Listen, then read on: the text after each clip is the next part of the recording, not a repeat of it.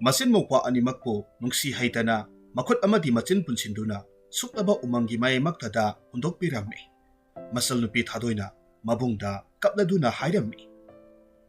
Ibung mapok thina poglaklaba aikhoi anigi nongdam kol asumna lamnak kisagi masjak oiba tarabra.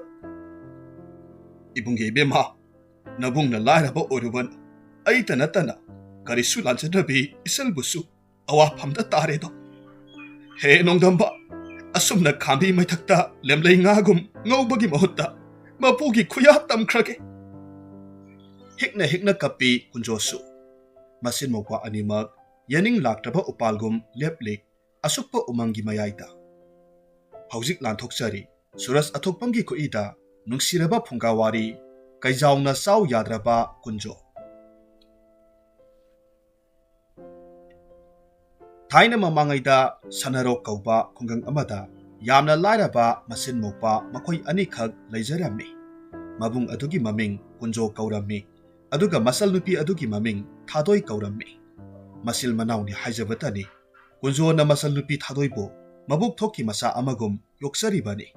Maramdi makhoi anigini haibata kanasu lairamde. Matamadu thadoibu poklaba matung sahi ani surakpada lukhlabi mamasu laikidabani. Hairiba matamasida kunjodi wakhal loksing lairaba nupa masa amani. Matamgi khonglei matungina haujikti kunjo pakhang masa phaduna kolgi aphang bathabak su nomduna masal mabung nungaina leiraklammi. Nongmadi kunjo thabak thiba thoraklammi. Matamasida mahakki marup thengnaduna wari sanarammi. Marup kunjo nahak yum pansinaba tawrodana nahakina tawse yamna nungaite. Thadoisu haujikti laisabi pungkak phajare. Nahakna nong phung anbadagi thabak subani do haidana thorakle. Matomtani imungda nupi masa mahakna lehoribase. Matam naga matam phatre. Aidi isal nupi se onthokna nungsijakre. Chumi marup. Adobu aikhoi anida leiba asi phawba sara ani sudaba yauribani. Lamlanbi kanagumbi ama yausilaklabadi aikhoi kari oini. Sel thumki awabase kokpa leite. Matang khara saraba kanda yengba haibaduni. Marup tuna khomme. Marup selsu selli. Ado yomgi khomjin tasin binaba nupi amagi mathaudi adom leire haijabani. Phare ngasidi kadomda thabak surusige. Ngarang aikhoi anina paisinduna thamlamba singsingdo kaithelda yothoklusidana. Phareni ita madu tawrasi. Makhoi ani umangdagi singbul semduna kaithelda yonba satlamni. Numidang waramgi matamda kunjo kaitheldagi imunggi potchai khara leiraga yom yoroklammi. Mayom hek yaubaga thadoina sak ising thomduna makhoi ani saminnarammi. Matamasida thadoina mabungda hairaklammi. Ibung nasal karinomata haijage. Hayo sandobi kari hainingba. Thadoi nungsina hairaklammi. Ibungna numit khuding wana sunomduna aikhoi anigi puk thananaba honabase.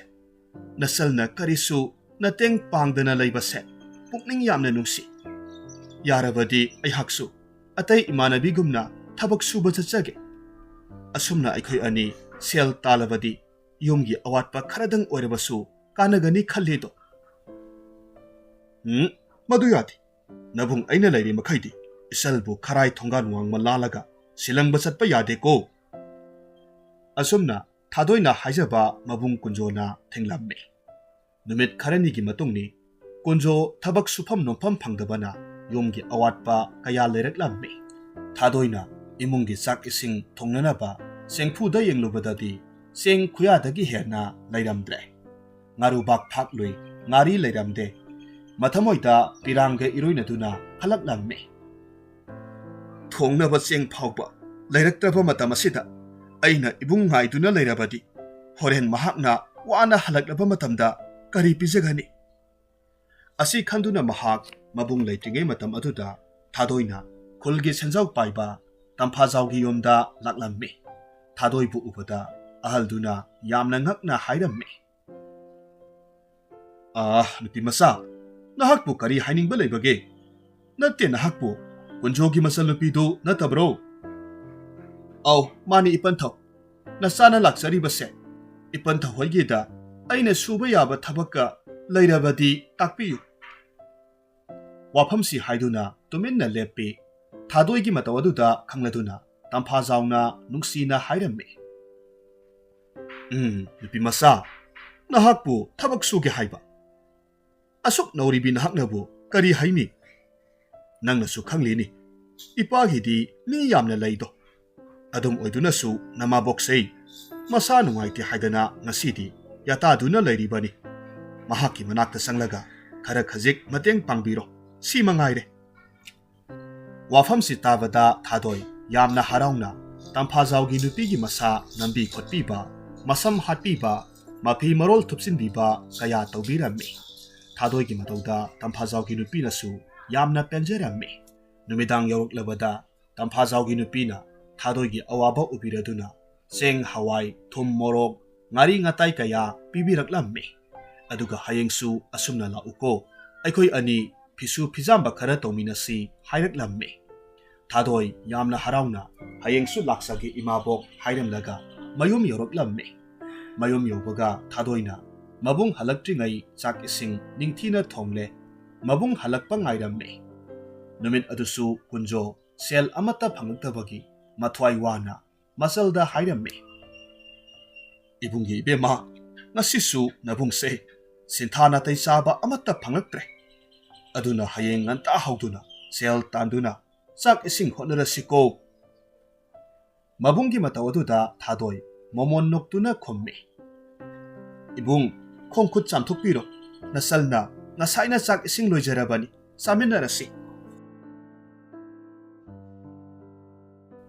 ꯃꯆꯜꯒꯤ ꯄꯥꯎꯈꯨꯝ ꯇꯥꯕꯗ ꯀꯨꯟꯖꯣ ꯌꯥꯝꯅ ꯉꯛꯅ ꯅꯍꯥꯛꯇꯤ ꯀꯗꯥꯏꯗꯒꯤ ꯆꯦꯡ ꯋꯥꯜꯂꯨꯔꯤꯕꯅꯣ ꯍꯥꯏꯅ ꯍꯪꯂꯕꯗ ꯊꯥꯗꯣꯏꯅ ꯁꯦꯝ ꯁꯥꯗꯨꯅ ꯈꯨꯝꯃꯤ, ꯏꯕꯨꯡ, ꯃꯈꯥ ꯊꯪꯕꯒꯤ ꯏꯅꯦ ꯑꯁꯪꯕꯤꯗꯣ ꯉꯁꯥꯏ ꯑꯩꯈꯣꯏꯒꯤ ꯌꯨꯝꯗ ꯀꯣꯏꯔꯛꯂꯝꯃꯤ꯫ ꯑꯩꯒꯤ ꯑꯋꯥꯕ ꯎꯗꯨꯅ ꯆꯦꯡ ꯆꯥꯛ ꯄꯤꯕꯤꯔꯝꯕꯅꯤ꯫ ꯑꯩꯈꯣꯏꯅ ꯂꯩꯔꯕ ꯀꯥꯟꯗ ꯑꯃꯨꯛ ꯁꯤꯡꯁꯤꯀꯣ ꯏꯕꯨꯡ꯫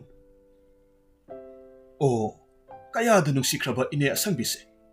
ꯑꯩ ꯃꯍꯥꯛꯄꯨ ꯊꯥꯒꯠ ꯋꯥꯍꯩ ꯑꯃꯇꯪ ꯍꯥꯏꯔꯨꯕꯅ ꯐꯒꯅꯤ ꯑꯗꯨꯗꯤ꯫ ꯅꯠꯇꯦ ꯏꯕꯨꯡ, ꯆꯥꯛ ꯏꯁꯤꯡꯁꯦ ꯍꯥꯟꯅ ꯆꯥꯊꯣꯛꯈꯤꯁꯤ, ꯆꯥꯛ ꯆꯥꯕ ꯂꯣꯏꯔꯕ ꯀꯥꯟꯗ ꯆꯠꯄꯤꯌꯨ꯫ ꯃꯆꯜꯅ ꯋꯥꯖꯕ ꯃꯇꯨꯡ ꯏꯟꯅ ꯀꯨꯟꯖꯣ ꯃꯆꯜ ꯅꯨꯄꯤꯒ ꯂꯣꯏꯅꯅ ꯆꯥꯛ ꯆꯥꯃꯤꯟꯅꯕ ꯂꯣꯏꯔꯦ꯫ ꯃꯇꯝ ꯑꯁꯤꯗ ꯊꯥꯗꯣꯏꯅ ꯃꯕꯨꯡꯗ ꯌꯥꯝꯅ ꯀꯤꯅ ꯍꯥꯏꯔꯛꯂꯝꯃꯤ, ꯏꯕꯨꯡ, ꯅꯆꯜꯕꯨ ꯉꯥꯛꯄꯤꯌꯨ꯫ ꯑꯩꯍꯥꯛ ꯉꯁꯤ ꯏꯕꯨꯡꯗ ꯑꯣꯏꯗꯕ ꯋꯥꯐꯝ ꯈꯔ ꯍꯥꯏꯖꯈ꯭ꯔꯦ꯫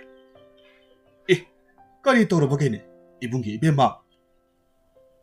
ꯑꯩꯅ ꯉꯁꯥꯏ ꯏꯅꯦ ꯑꯁꯪꯕꯤꯅ ꯆꯦꯡ ꯆꯥꯛ ꯄꯤꯔꯝꯃꯤ ꯍꯥꯏꯕꯗꯣ ꯍꯥꯏꯖꯤꯟꯕꯅꯤ꯫ ꯃꯁꯤ ꯍꯥꯏꯗꯨꯅ ꯃꯍꯥꯛ ꯀꯞꯂꯝꯃꯤ꯫ ꯀꯨꯟꯖꯣꯅ ꯃꯆꯜꯒꯤ ꯇꯥꯔꯛꯂꯤꯕ ꯄꯤꯔꯥꯡ ꯑꯗꯨ ꯇꯩꯊꯣꯛꯄꯤꯗꯨꯅ ꯊꯦꯝꯂꯒ ꯍꯥꯏꯔꯝꯃꯤ, ꯁꯟꯊꯣꯏꯕꯤ, ꯀꯔꯤ ꯇꯧꯔꯕꯒꯦ?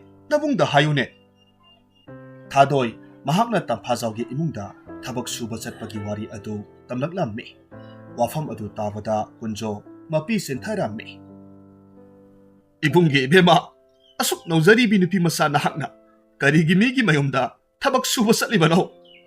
ꯐꯔꯦ, ꯍꯧꯈ꯭ꯔꯕꯗꯤ ꯍꯧꯈ꯭ꯔꯦ, ꯍꯌꯦꯡꯈꯩꯗꯤ ꯑꯃꯨꯛ ꯍꯟꯅ ꯆꯠꯄ ꯌꯥꯗꯦꯀꯣ꯫ ꯊꯥꯗꯣꯏ ꯃꯕꯨꯛꯅꯤꯡꯗ ꯈꯜꯂꯤ꯫ ꯅꯣꯡ ꯐꯨꯡꯉꯥꯟꯕꯗꯒꯤ ꯊꯕꯛ ꯑꯋꯥꯕ ꯀꯌꯥ ꯁꯨꯔꯤꯕ ꯏꯕꯨꯡꯅ ꯆꯔꯥ ꯍꯦꯟꯗꯨꯅ ꯇꯨꯝꯕ ꯑꯗꯨ ꯅꯆꯜꯒꯤ ꯊꯃꯣꯏꯅ ꯌꯦꯡꯕ ꯉꯝꯗꯕꯗꯒꯤ ꯍꯥꯏꯕ ꯏꯟꯗꯕꯤ ꯍꯥꯏꯕꯗꯣ ꯑꯩ ꯑꯣꯏꯔꯦꯗꯀꯣ꯫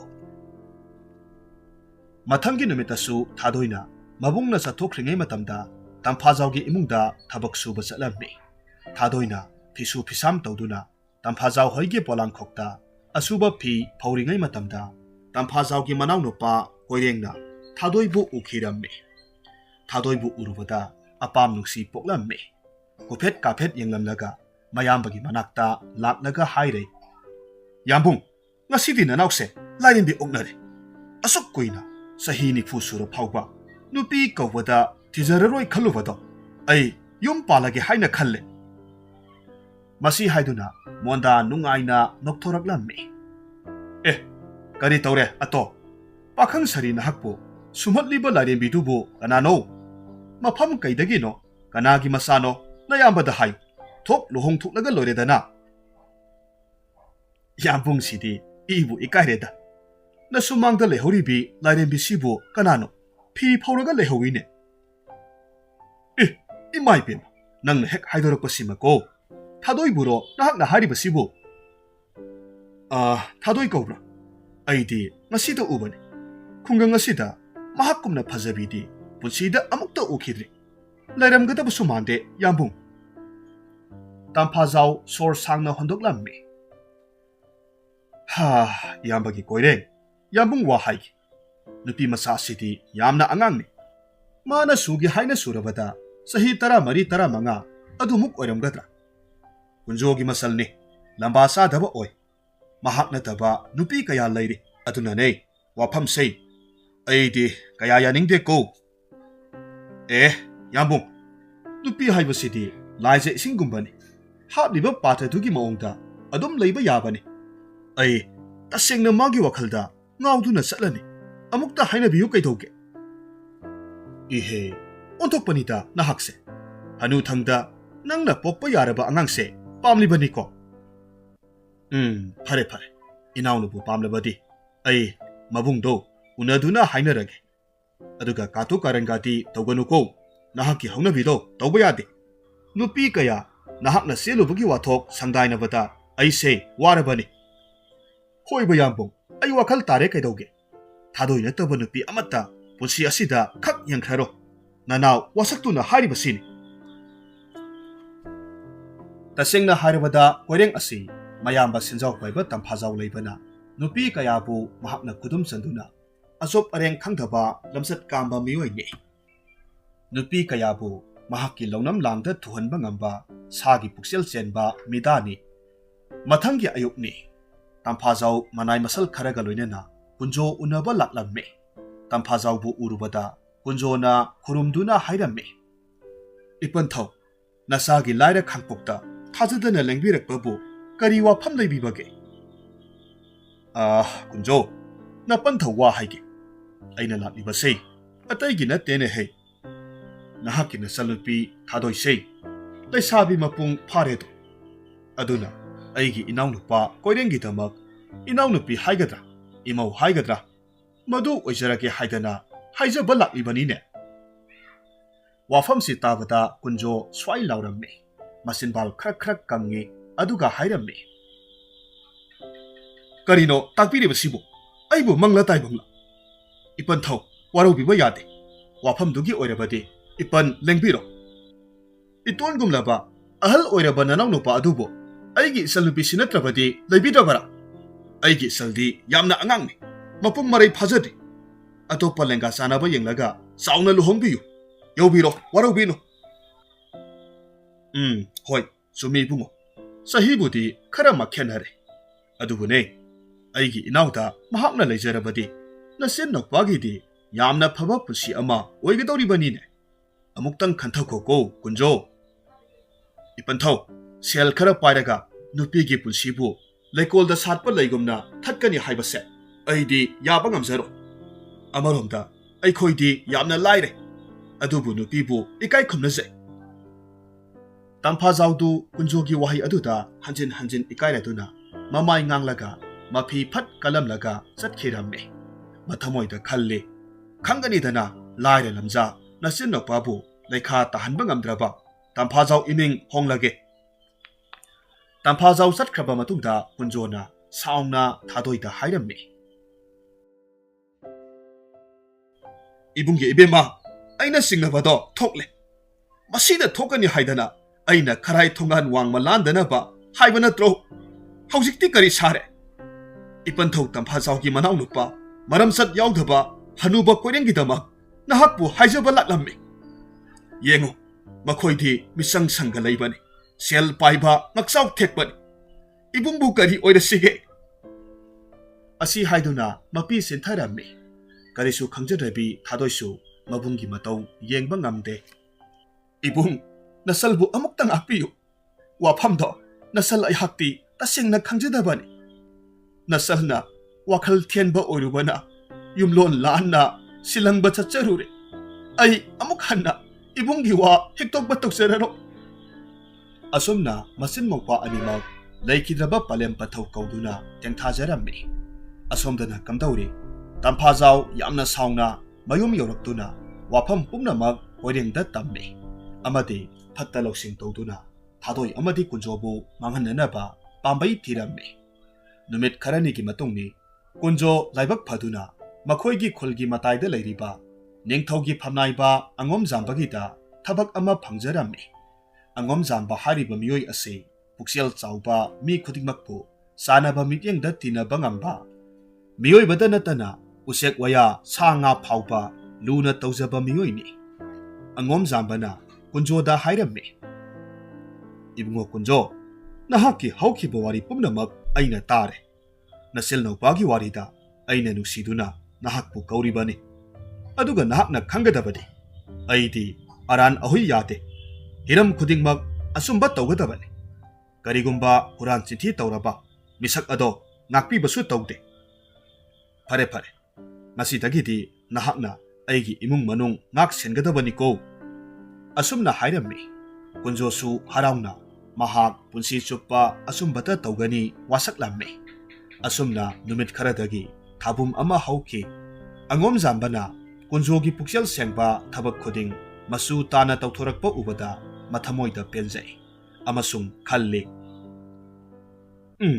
nupa masasi onthokna nungsikreda hauna losatna khangliba nongmata mamai phawba hangatna yengde masal nupidusu adu mangai mabungi masalni haibada sab heksai masaksu laigi masamuk phajai nongmata aikhoida koira u haibabu maya khidre masigi hairuragadi isanupi yaujadaba aise thadoibu aigi isanupagi imau oina lawsinbana pharadrane madu yade kunjobu aina thamoigi sanging amatangdi tawkhige asumna khanduna angom jambana mahaki tumphamgi kagi phamang aduda sana khangin ama lona thadaduna thammi aduga kunjobu kauduna hai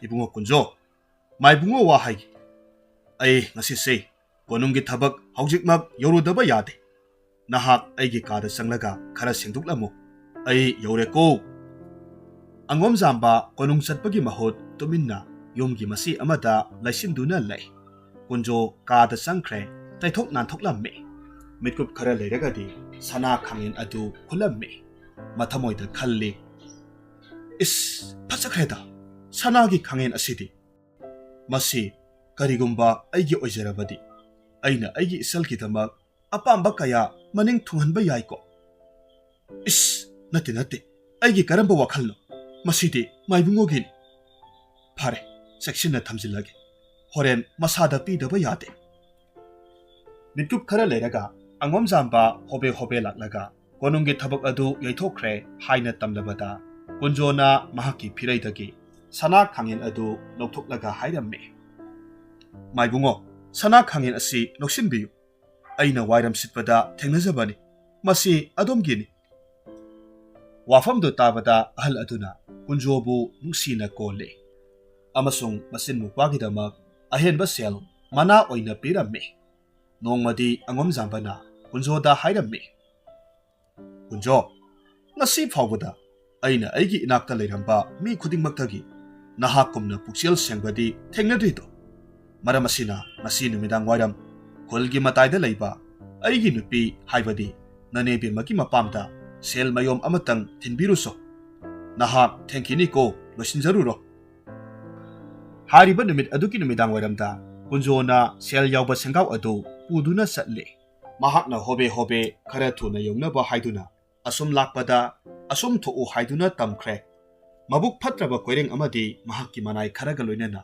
kunjoga kok thengnarammi ai minai masa nahak phamnaibagida minai oikhibadagi migasi yamna usitrene paribadu karino aingonda piramo nate ta koireng senggaw asidi inebe mahoida maibungona thiloso haidana ai thinba chachabani aigi lambi thadokpiyu hai kari haiba minai nang ai kanano khangdramale koirengna kunjodagi senggaw munbirammi aduga mahakki manaising thajinduna tamthina phubiramlaga chatkhirammi pambai lejetaba kunjo kaptuna angom jambagi manakta laklaga sel adu koirengna munbi haure hairammi wafam adu tabada angom jamba prang sagalakki. Kari haiba? Koireng hoiki imungti sel thum matik sana leiba. Leibak na ikai kumnariba imungni. Kunjo, masi nahak na sel mikaduna taubaga tinateko. Maibungo, aibu thajabi. Hariba tanja asimaktada angom jambagi mayumda tamphajaw koirak lammi. Aduga hairammi. O sanakya, aisi yamna akibu wafam ama tamjage haidana lakjaribani.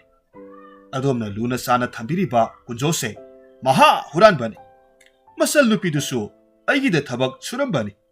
Aigi nupigi khoyalukumda sel huranbadagi tanthoktribani. Ngasisu mahakna mayom ama puduna mayomda sensenki haidana aikhoi koirengna tanarubada ningai sangdanaduna kharasu yeikhamale. Aina haijaningbadi masigumba huranba masinma pase khulsidagi tanthokrasi haijaba lakjaribani. Tamphajaw gi wafamda kunjona hairammi. Ipanthau, aibu phatte huranbani haina haibirabasu aigi maral lajadabi isal nupibudi adumna pauthukpiganu mabung ai khangba yamna wai. Hai tumilayo minai masa aigi sinthaktaga khomba saine sanakya gi mamangda nangna adumna khomba yabra. Sanakya tabiyo aina haijaribu wafamse summi sumde khangnaba kunjo gi mayomda sel yawba sengawdo losinbra yengusi aikhoi punna. Asum haina wa sauthorakpadagidi kunjogi mayumda makhoi punna miyam kharasu yauna thiba humbagi sangyeng taunaba laknarammi. Hariba tanja asida thadoidi mayumgi maningthongda leiba pukrida kon phengduna leirammi. Masigumba asengba tanja asida koirengi mina sel yawba sengaw adu kanasu uhandana kunjogi lukumda losillammi. Miyam sangduna kunjogi imung changduna thiba humbagi thabak chathabada kunjogi mumpak makhadagi sel sengaw adu phanglammi. Thautok asina kunjo amadi masal nupi thadoi miyam mamangda ikai phirup khumle. Makhoina phana sumna haijarabasu kanamatana thajabidre. Angom jamba wa maset amata khumkhidre. Miyamgi phirep matungina masin mokpabu asukpa umangda lamlakki sana sananaba hundokhinaba watemle. Miyam sangduna masin mokpabu makhut amadi masin tungbunaduna umangda langthoklamlaga satkhirammi. Numidangi matamni asukpa umang aduda pambai lejadaba masin mokpa makhut tungbunaduna kaptuna leplammi. Athengba ahing aduda lamlakki sa uchek kayana lakna khongbagi makholna umang adu nilammi. Hariba tanja aduda sauraba karial kaijaw ama kunjo tamna chelaklammi. Kaijaw khongbagi makholda thadoi laimaida wanthakre. Mitkup asida kunjo na soli. He chingu ibungo nanai isil inawbu lausin biro aikhoigi punsina nongmata aranba haibadu amukta tawjarabasu lairaba aikhoibu taibangpal asina thajabide mitkup khuding tuhatpi. He karial kaijaw aibu setuna nahaki aram khawrangba kokcharo aikhoi hinglubagi wahanthok leitraba mapokni. Masi haiduna laimaida tu thaki kaijaw adu chensilaktuna kunjobu sarak tamnanaba songsilakki. Adubu manam sut namnamlaba matung handuna chenki. Mitkup khara leiragadi thadoisu wakhal loksing laklammi. Kunjo amadi thadoi thaudok adu karino haiba ngamde. Adubu yamna ngaklibadi ngasaidagi thaudok adu ningthaugi phamnaiba angom jambana lona manai singa loinana lotuna yengduna leirammi. Matamasida angom jambana thoraktuna hairammi. Isa nakhoina silnopadi mai ilaba sanagumbani. Mairakta langsiliba makai arangba magul hengalakani. Haujik lakliba kaijaw ado asamba kainate. Layoiraba matam kuinadaki umang bungak selakliba kaini. Aran ahoy tawbami khaktabu mahakna awaba pibani. Nakhoigi asumbagi holiba sor magul mahakna khangbana nakhoibu hudoklambani. Sangeng asigidamak aina nakhoibu umang asida thambani. Haujikti awabagi matam loire. Isa singbu konungda puduna ningthauda sak taklage. Mataw asum tawna angom jambana masin makpabu konungda puduna ningthauda waram pumnamak hanggatladuna matam pumnamakta miyamda awaba piriba tamphajaw amadi koiringbu kaukhatlammi. Masidagi phatraba masil manaw anidu kaisum sangda thamki. Laibak miyamna ꯑꯉꯣꯝꯖꯥꯝꯕꯕꯨ ꯊꯥꯒꯠꯅꯔꯝꯃꯤ꯫ ꯃꯁꯤꯒꯤ ꯃꯇꯨꯡꯗ ꯑꯉꯣꯝꯖꯥꯝꯕꯒꯤ ꯃꯆꯥꯅꯨꯄꯥꯗ ꯊꯥꯗꯣꯏꯕꯨ ꯂꯨꯍꯣꯡꯗꯨꯅ ꯃꯆꯤꯟ ꯃꯧꯄ꯭ꯋꯥꯒꯤ ꯄꯨꯟꯁꯤꯒꯤ ꯑꯋꯥꯕ ꯍꯥꯏꯕꯗꯨ ꯀꯣꯛꯈꯤꯔꯝꯃꯤ꯫ ꯍꯧꯖꯤꯛ ꯑꯃꯨꯛ ꯇꯥꯃꯤꯟꯅꯔꯁꯤ ꯕ꯭ꯔꯥꯖꯤꯜꯒꯤ ꯐꯨꯡꯒꯥꯋꯥꯔꯤ ꯌꯦꯅꯤꯡꯊꯥꯒꯤ ꯃꯖꯥ ꯏꯕꯦꯝꯃ꯫ ꯃꯊꯥꯏ ꯊꯥꯏꯅꯒꯤ ꯋꯥꯔꯤꯅꯤ꯫ ꯃꯇꯝ ꯑꯃꯗ ꯇꯥꯏꯕꯪ ꯃꯤꯑꯣꯏꯕꯒ ꯂꯥꯏꯔꯩꯕꯥꯛꯀꯤ ꯂꯥꯏꯁꯤꯡꯒ ꯆꯥꯔꯧ ꯃꯧꯔꯧꯅꯕꯒꯤ ꯋꯥꯔꯤ ꯀꯌꯥ ꯑꯩꯈꯣꯏꯅ ꯑꯍꯜꯁꯤꯡꯒꯤ ꯃꯐꯝꯗꯒꯤ ꯇꯥꯏ꯫ ꯃꯇꯝ ꯑꯗꯨ ꯑꯇꯤꯌꯥꯗ ꯊꯣꯛꯂꯤꯕ ꯊꯥꯅꯤꯜꯅ ꯂꯥꯏꯔꯩꯕꯥꯛꯇ ꯅꯤꯡꯊꯧ ꯑꯣꯏꯅ ꯄꯥꯜꯂꯝꯃꯤ꯫ ꯃꯌꯨꯝ ꯃꯀꯩ ꯄꯥꯟꯗꯅ ꯄꯥꯈꯪ ꯑꯣꯏꯅ ꯅꯤꯡꯊꯧꯒꯤ ꯐꯝꯕꯥꯜꯊꯛꯇ ꯊꯥꯅꯤꯜꯅ ꯅꯤꯡꯊꯧ ꯑꯣꯏꯅ ꯄꯥꯜꯂꯕꯗ ꯃꯍꯥꯛꯀꯤ ꯐꯝꯅꯥꯏꯕ ꯃꯄꯨꯅ ꯅꯤꯡꯊꯧꯒꯤꯗꯃꯛ ꯑꯁꯨꯝꯅ ꯇꯥꯛꯄꯤꯔꯝꯃꯤ꯫ ꯏꯅꯤꯡꯊꯧ, ꯅꯅꯥꯏ ꯅꯄꯨ ꯅꯥꯏꯖꯍꯟꯖꯕꯅ ꯉꯛꯇ ꯐꯤ ꯌꯦꯠꯅ ꯈꯨꯔꯨꯝꯖꯕꯒ ꯂꯣꯏꯅꯅ ꯋꯥꯐꯝꯁꯤꯃꯇꯪ ꯍꯪꯒꯠꯆꯔꯤ, ꯇꯥꯕꯤꯌꯨꯗꯣ ꯃꯄꯨꯔꯦꯜ꯫ ꯊꯥꯅꯤꯜꯅ ꯈꯨꯝꯃꯤ, ꯏꯗꯥꯏꯔꯦꯜ ꯁꯤꯗꯕ ꯏꯄꯨ ꯅꯥꯏꯖꯍꯟꯖꯕ, ꯉꯁꯤ ꯀꯣꯔꯧ ꯅꯨꯃꯤꯠ ꯑꯁꯤ ꯅꯁꯨꯗ ꯀꯔꯝꯕ ꯌꯥꯋꯥ ꯇꯥꯛꯄꯤꯅꯤꯡꯕ ꯁꯤꯡꯒꯣꯏꯕꯤꯌꯨꯗꯣ꯫ ꯅꯥꯏꯖꯍꯟꯖꯕꯅ ꯍꯥꯏꯔꯝꯃꯤ, ꯏꯅꯤꯡꯊꯧ, ꯏꯁꯨꯅ ꯁꯅꯥ ꯂꯩꯕꯥꯛ ꯂꯥꯏꯔꯩꯕꯥꯛꯇ ꯃꯄꯨꯔꯦꯜ ꯑꯣꯏꯗꯨꯅ ꯄꯥꯟꯕꯁꯦ ꯅꯅꯥꯏ ꯅꯄꯨꯅ ꯈꯟꯖꯕꯗ ꯂꯩꯕꯥꯛ ꯑꯁꯤ ꯆꯥꯍꯣꯡ ꯉꯥꯍꯣꯡꯕ ꯂꯩꯕꯥꯛ ꯃꯔꯥ ꯇꯞꯄꯤꯗꯣ꯫ ꯑꯗꯨꯕꯨꯅꯦ, ꯅꯥꯏꯖꯍꯟꯖꯕ ꯃꯈꯥ ꯇꯥꯔꯝꯗꯦ꯫ ꯊꯥꯅꯤꯜꯅ ꯍꯪꯂꯛꯂꯝꯃꯤ, ꯃꯈꯥ ꯇꯥꯕꯤꯌꯨ ꯏꯄꯨ, ꯑꯗꯨꯗ ꯀꯔꯤ ꯇꯧꯔꯕ? ꯀꯔꯝꯕ ꯅꯨꯡꯉꯥꯏꯇꯕ ꯌꯥꯋꯥ ꯂꯩꯔꯕꯒꯦ?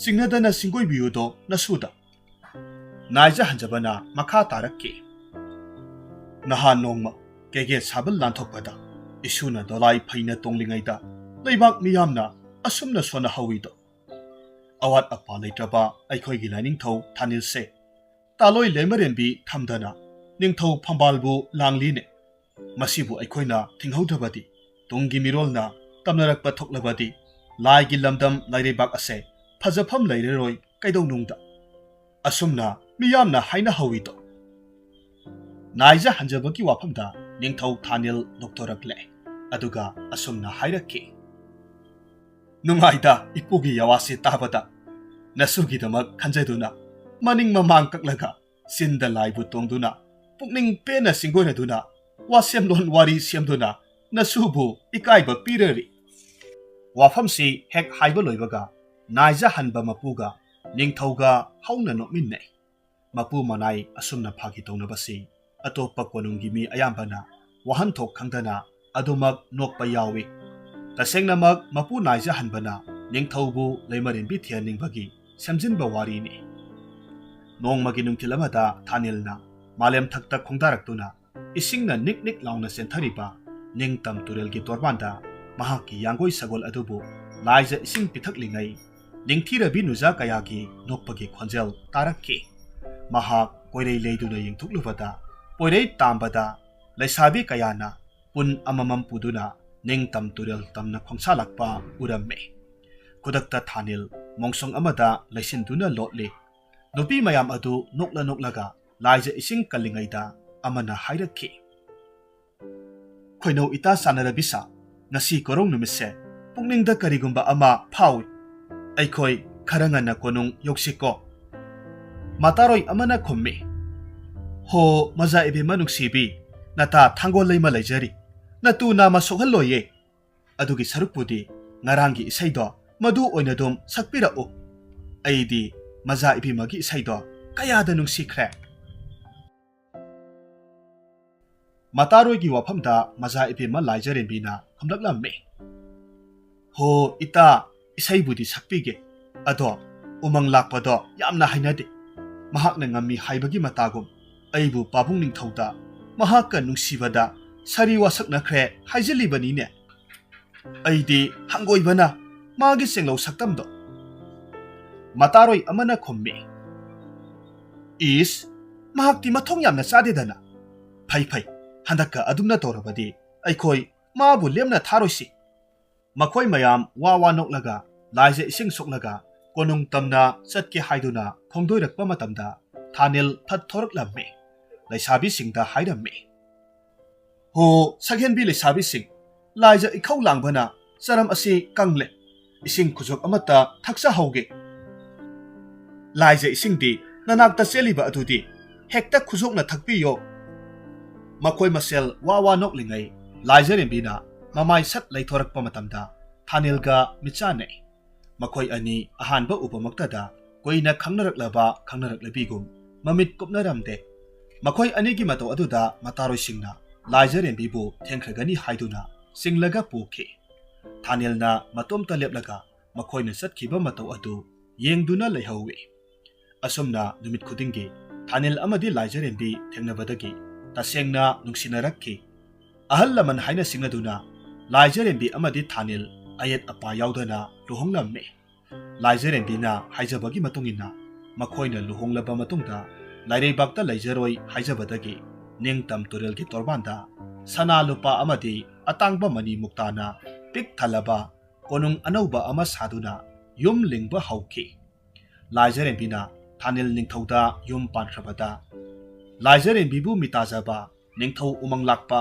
mathamoi khutum singduna khangja haurammi korong nong mata oirabasu laijarembibu taloi singda chalhange temsingnaduna asengba tanja yengduna leikhi asumna matamgi khonglei tungina thabum khara haukraba matungda thanil amasung laijarembigi ningthi jarabi mamom ama phangjare hariba mamom asi asuki matik phajai kusuna singel la singum ngaurok ngawi samlangna musin muna phajabagi magul hapi mamit mista anisu tampagum ningthije nupi masa asigi maming thanil ningthongna yening tha haina nungsina thonbirami maramdi nupi masa asina taibang panda khongdarakpa matamda umangda saktaramba saji sangai usek waya pumnamak harau mathoi kana khongjai mayol kangluraba upalopal kayasu naungna mayol chonglakhi tasengna yening tha hariba nupi masa asi mahogsagi taying bi nupi masa oina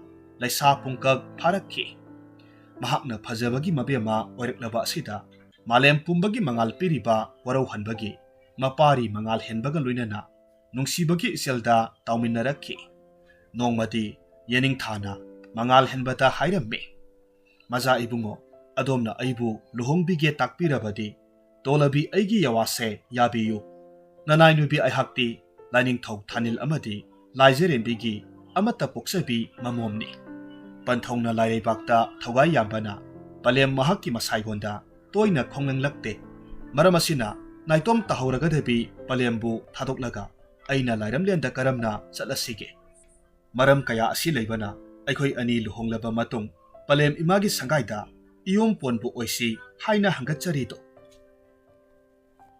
asumna itha thajadana yening thana ahongliba yawa aduda mangal henbana amuk hairakhi malemgi achachata pumna maktagi phajaba helabi aigi thawai oibi nahakna haijabado aisu yaningi tawbatabu luriba wafamdi aisu ibi magumna naitom poksaba mapari ni aina palem panthaubo karamna hondoklam yawong inba yumbal oigadoribano nate pamuba wakhaldo khajik khanthabiko nanai awaba se ubiyo mangal henba karimata khumkhidre makhoi animaki wafam adu tashinnaba ngamdre maramasina yening thagi mama laijarembina makhoi anigi awaba khangladuna hairakhi imagi imohom korau hanbagi mapari aina nakhoi anigi awabado koknanaba poram ama hairage taro nakhoi anina luhonglaba matungda thabum ahum imombu aigi inakta leijasanu lemhoriba thabum sing aduna parigi sangaida leirodo asomna yanaraba matung yening tha amasung mangal henba luhomlamni haina kibu wafam oibana yening tha mapuroibagi manakta thabum khara lei mapamda khara amuk lei tawraga asomna leirakhi matam khara haukhre yening leimagi khoji khada taujing hairang mitam khre nongmagi yaifaraba thanilgi thaja amada mapari ama phangjarami hariba mapari adu asuki matik masak matau phajai mahakpu atiya haina ningtholamme mahoksagi matawgum thabum taret surakpa matamda yening leimana mapuroibada hairamme maja ibungo handak ipam khongdoibada pari atiyabu pujakhige maboki senglo yengjahange do mahaki wahaida mangal henbana karyamnaraga khumlakki Nupi oibina khoina na pamga asuk yamna londinaba pamliba sigi maram hayu aron athup karino na pari ama phanglaba phawbadasu na pam kaudribara nati kari yawano takpiri badubo aibu phagi tawge hairabasu palhaidaba yawana adumna takpigan miya mangda ikaise hai hangatna khumsai na pamda hainakiba sajato aingonda adumna paukhumgano satninglaga satlu satningdaga to isa atiyadi aigini buba yaro yening tha mapuroi bagi wafamda waraukhre kapna matomta mapam lamdam panglakhi mahakna mapam lamdam thungladringai mama ibe ma laijerembi umang lakpana ahingda lona phaduna mahaki konungda pukhirammi aduga lainungda thamkhirammi yening tha mapam sangaida thunglare mamabu tattana kauduna thijaraklammi phangba kauba leitre miyam kayadasu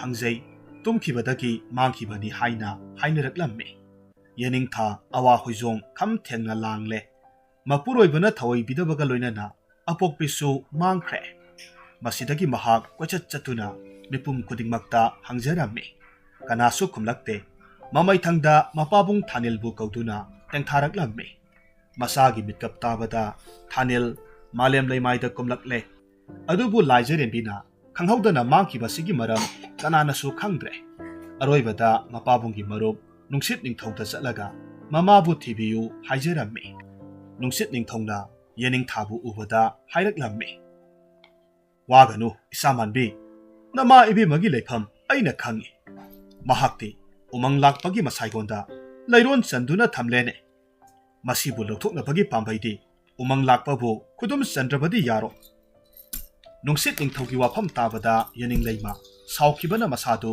thak niklammi khudakta umang lakpa ningthogi masaigonda chatlaga mahakki mitrangi safuna khudakta mahousagi khongsatki maraktagi yening tha haiba thabum adu lokthokiduna umang wamang pumnamak asibagi matogum loina kangsinba haurakhi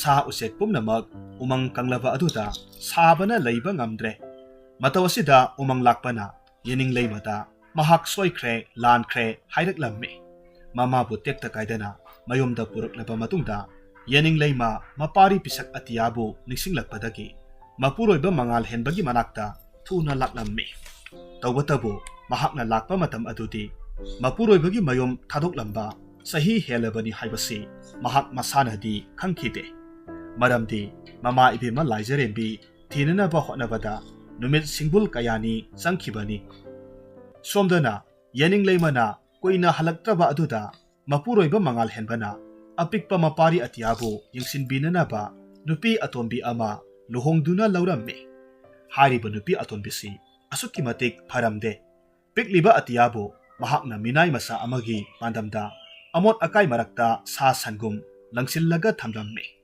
yening leimadi mapuroibagi mayom hek yobaga masabu koithi thijarammi tawbatabu nupi atombiduna mahakpu mangak laktuna illaga phurammi adum oidunasu masabu koithi thirubada amot akai marakta tumduna leiramba adu thengnabadagi masabu mathada setna kolaga kapcharammi asumna mathamoi soklaba mama amagi mitlu pirangna kangba leitana sintharaklabada laisil nongphai kayana yening leimagi awaba yengba ngamdaduna akanba nong haitharaktuna konung adu khudakta isingna pungthum thumjinki isingna thumkhraba konung manung aduda puksial pikpa mangal henba amasung nupi atonbidu lupkhirammi tanja asida maraibak thiraba mama masa adu mapabung thanilna lauba laktuna thagi leibakta nungaina lehanki